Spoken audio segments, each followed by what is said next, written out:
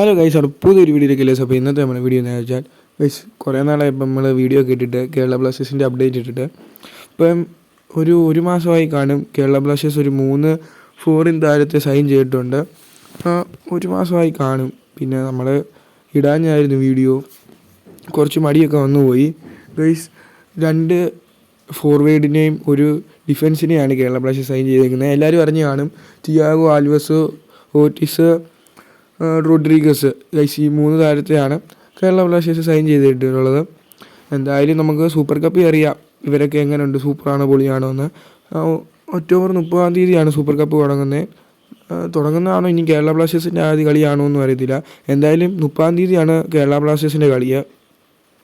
ഈ വർഷം തൊട്ട് സൂപ്പർ കപ്പിൽ 4 താരത്തെ മാത്രമേ, ഫോറിൻ പ്ലേയേഴ്സിനെ മാത്രമേ ഉൾപ്പെടുത്താൻ പറ്റത്തുള്ളൂ. കഴിഞ്ഞ വർഷം എന്നൊക്കെ വെച്ചാൽ 6 പേരെ പറ്റുമായിരുന്നു, 6 ഫോറിൻ താരത്തെ പറ്റുമായിരുന്നു. ഇപ്പം ഇന്ത്യൻ പ്ലേയേഴ്സ് കുറവ് കളിക്കുന്നതെന്ന് പറഞ്ഞാണ് പിന്നെ 4 പ്ലേയേഴ്സിലോട്ട് തന്നെ ആക്കിയിട്ടുണ്ട് സൂപ്പർ കപ്പ്. 4 ഫോറിൻ പ്ലേയേഴ്സിനെ മാത്രമേ ടീമിൽ ഉൾപ്പെടുത്താൻ പറ്റത്തുള്ളൂ. നിങ്ങളുടെ അഭിപ്രായം എന്തായാലും ഒന്ന് താഴെ കമൻറ്റ് ചെയ്യണേ. Bye guys.